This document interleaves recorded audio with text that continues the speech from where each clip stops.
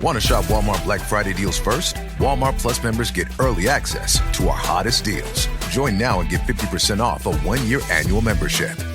Shop Black Friday deals first with Walmart Plus. See terms at walmartplus.com. This Steve Jones Show podcast is now loading. The Steve Jones Show podcast is presented by Sunbury Motor Company, Purdy Insurance, Brewers Outlet, and NIL Game Changers.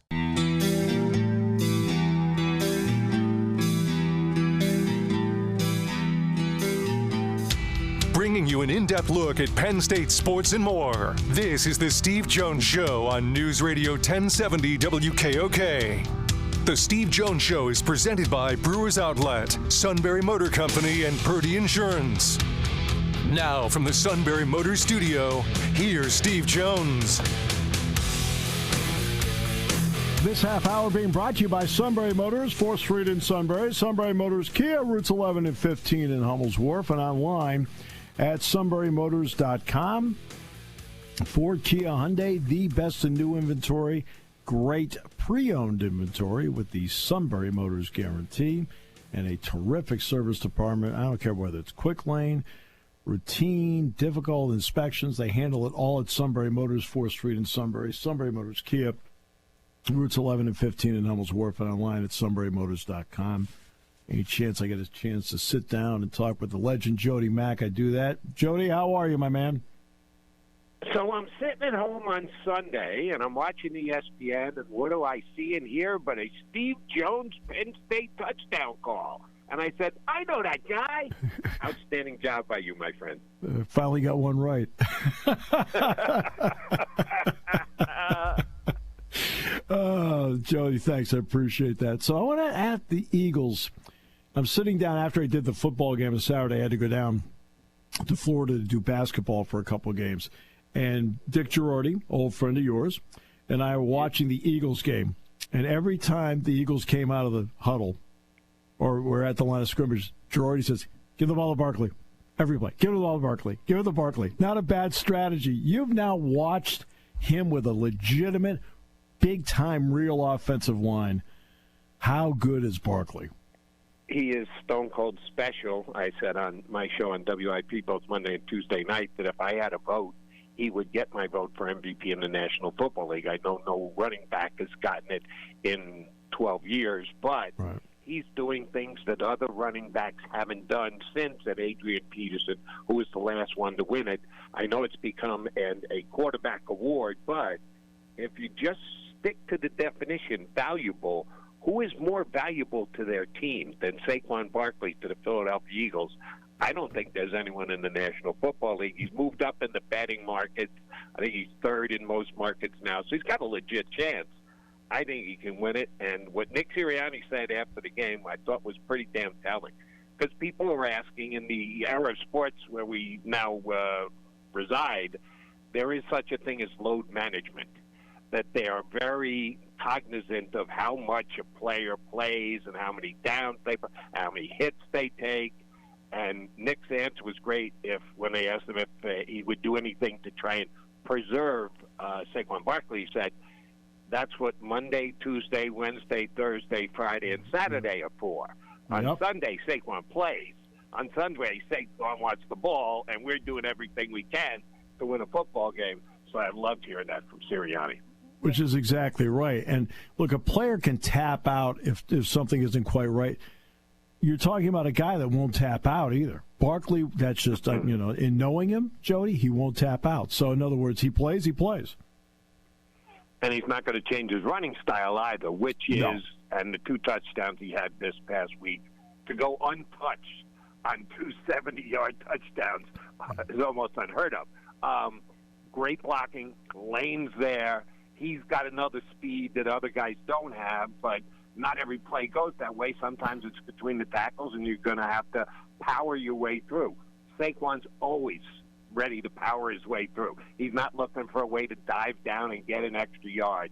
There's going to be contact if he's in between the tackles, and that's why some people say we got to be careful with this guy. Nick Sirianni doesn't sound like he's one of them. You know who needs to be careful with him? The defense. All right, so that's – be careful. Where is he? So what has this meant for Jalen Hurts. And, Jody, when you watch Hurts, how well is he actually playing at this point? Because, I mean, I always felt he was the best player on the field in the Super Bowl. But how is he playing now? He's playing very well, to that level that he played in 22 when he was the runner-up for MVP, and you can make an argument that he was in the lead with a couple weeks to play before he hurt his shoulder in Chicago. And, yes, in the Super Bowl, he played every bit as well as Patrick Mahomes. It's just his team won the game with a little help on their defense, more so than the Eagles, and a big special teams punt return. But let's not relive that Super Bowl yet. Right. Jalen Hurts is playing very well. In answer to your question, is he in the conversation for MVP? Not like his teammate, Mr. Barkley, but he's playing well. He's cut down on the turnovers. He knows with Saquon behind him, he doesn't have to take chances that he may have had to take in previous years. Threw the ball just fine Sunday, even though they were down Devontae Smith. So I would absolutely give Jalen Hurts passing grades for this season so far. Right, no question. And A.J. Brown was out for a little bit. He's had Smith that's out for a little bit.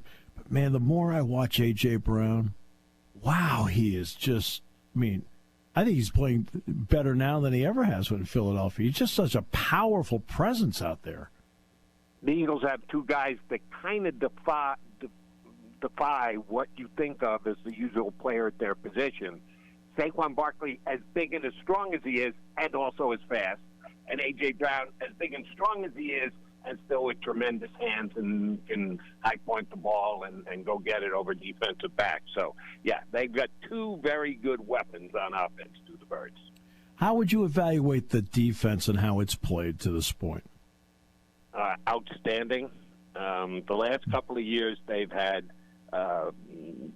Vic Fangio disciples running the defense. Well, if you can get the original, that's what you want, because Fangio has put together a tremendous defense. Give Howie Roseman some credit drafting the two young stud cornerbacks. They are so much better at covering this year than they were last year. And the signing of the linebacker, Bourne, who has been borderline defensive player of the year level. He has been that good, and that was the defensive coordinator's idea to make him a inside linebacker. Nobody else, so he gets credit for that as well. Fangio has been spectacular. Now, losing Brandon Graham this week, that stings a little bit, because if there's one position on the Eagles where I don't think they're playing off the charts good, it's defensive end. It's edge pass rushing. And you can make the argument that BG was the best one on Eagles this year. He and Sweat won too. The depth is not there at that position, so they're going to do some poking and hoping. Brandon will be around the team. He'll still be his leadership type guy that he's always been, but I think they're going to miss what he brings on the field. Even at his advanced age, he was still as good an edge pass rusher as the Eagles had. What, over the years, did Brandon Graham mean to that organization? Ton. As a leader, as a guy who could talk to younger players, as a trash talker to get in the heads and tick off opponents on a week-in, week-out basis. The Athletic had an article this week that they went around and surveyed all NFL players. They did it way back in August and September, but they didn't publish it till this week. Most annoying players in the National Football League, the Eagles had two, Chauncey Gardner-Johnson and Brandon Graham. Why? Because they're both trash talkers. They're not afraid to talk in the middle of the game and try and get inside somebody's head. Brandon Graham became a master of it. And I do think it's helped make him as good a player as he has, and he's looking to pass that on to his younger Eagle teammates. The two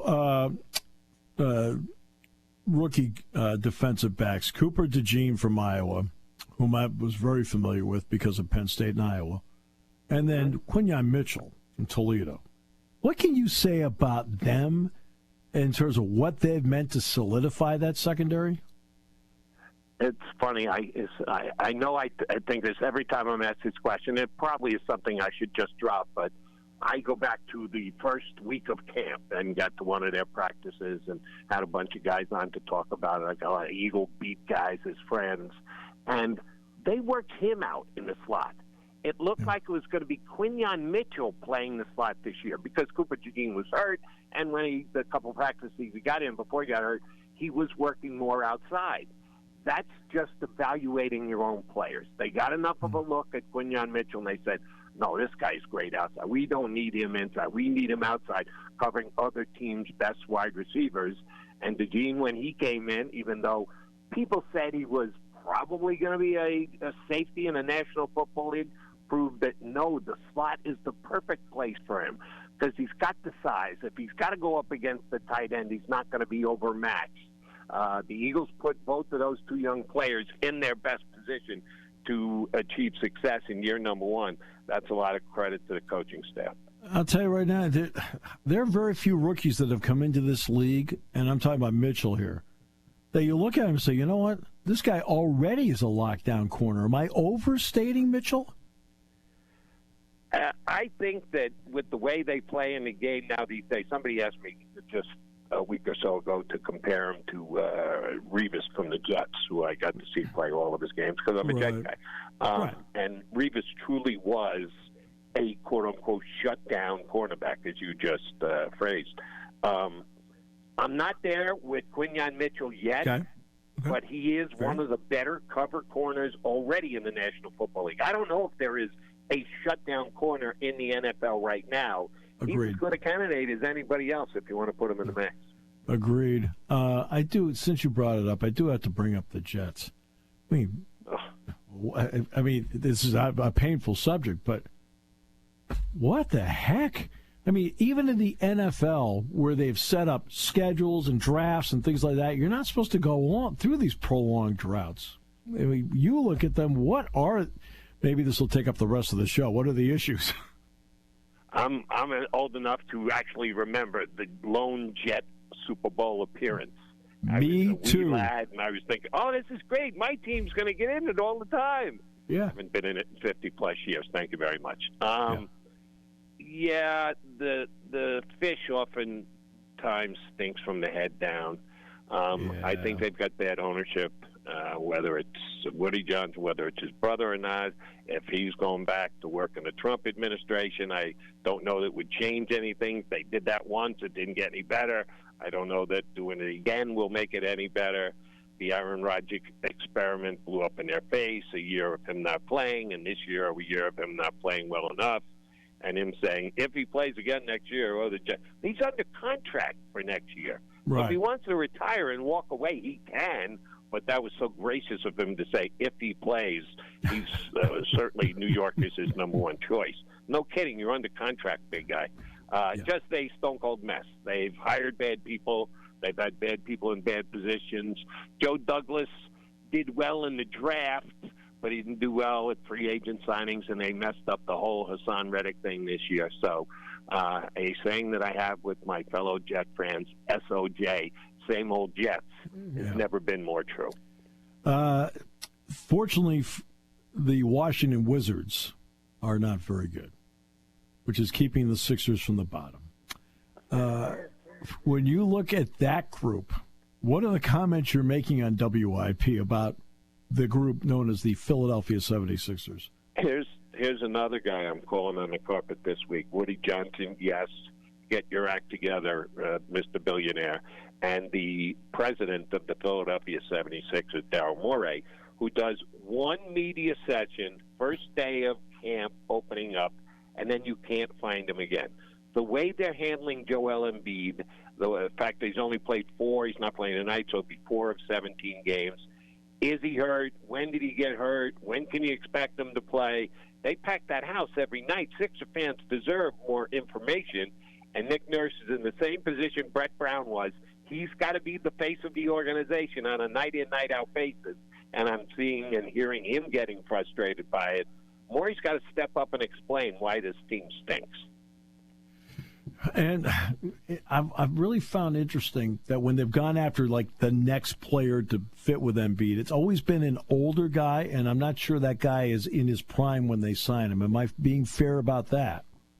Yeah, because they went out and got Harden, and now they're putting Paul George in the mix. So the last two additions to the team were veteran-type guys. Harden was Harden, and Morey had a previous relationship with him, and he thought he was still the Harden of the top of his game, and he just wasn't. And Paul George was the best, they believed, of the free agent lot this past year. They were going to bring in a third piece to add to he and Maxey. They chose George. I don't even know if it's a good or bad decision yet, because he, too, hasn't played. Surely hasn't played with Embiid, and he hasn't himself played because he's had injury issues, but that should be kind of expected when you're signing a 37-year-old veteran to a multi-year max money deal. By the way, I also did watch the Jets in the Super Bowl. So yes, okay. So you or I are okay. So okay, we're both there, simpatico. Which then brings me to one final question, and that is, as the longtime person that loves sports, what is your opinion of the NBA Cup? Okay. Nice try there, Mr. Commissioner. If he thinks he's getting a bump from this, that's fine. It's not bad. It's not something that's hurting the league, but he thought he was going to get a big boost out of it, and people would pay. Who the hell knows the standings of the NBA's in-season cup? Nobody. Come on. Get real with yourself. So it's there. It lets you see it. You can balance the color on your television because they play on those very bright floors. But other than that, yeah, I don't get too motivated or moved by the NBA Cup. He and I think alike, okay? So that's why I know when I'm through. It's like being the coach of the T-ball team. I put the ball on the tee, and I'm watching him, Jody, just drive the ball 400 feet off the tee because we think the same way. Jody, you're the greatest. Happy Thanksgiving to you, your family. Great holidays as well. Thanks so much for your valuable time. I enjoy it so much. Steve Jones, see if you can get me another Penn State call this weekend on ESPN. I need it desperately. You got it, pal. Thanks. Appreciate it. Happy Thanksgiving to you and all your listeners. Thank you, my friend. The great Jody McDonald, WIP, Philadelphia. Jody Mac, one of the all-time greats in this business because he's smart. All right? He's smart. And he just has such a feel for it. Can't put a price on that. A lot of fun for me. This half hour brought to you by Sunbury Motors, 4th Street in Sunbury, Sunbury Motors Kia, routes 11 and 15 in Hummel's Wharf, and online at sunburymotors.com here on News Radio 1070 WKOK. Party time, game time, or just fun time. Doesn't matter what time it is because it's Brewers Outlet time. The beverage supermarket has the area's largest beer selection. Imports, microbrews, ciders, and domestics. Pick from over 100 ice-cold 12-packs and dozens of 24-ounce singles. Soda, snacks, hot sauces, fresh roasted peanuts. Make it one-stop party shopping, and don't forget the pickle bar. So whatever you're celebrating or just doing it up, Brewers Outlet, Reagan Street, Sunbury wants to see you. And thank you for your years of patronage.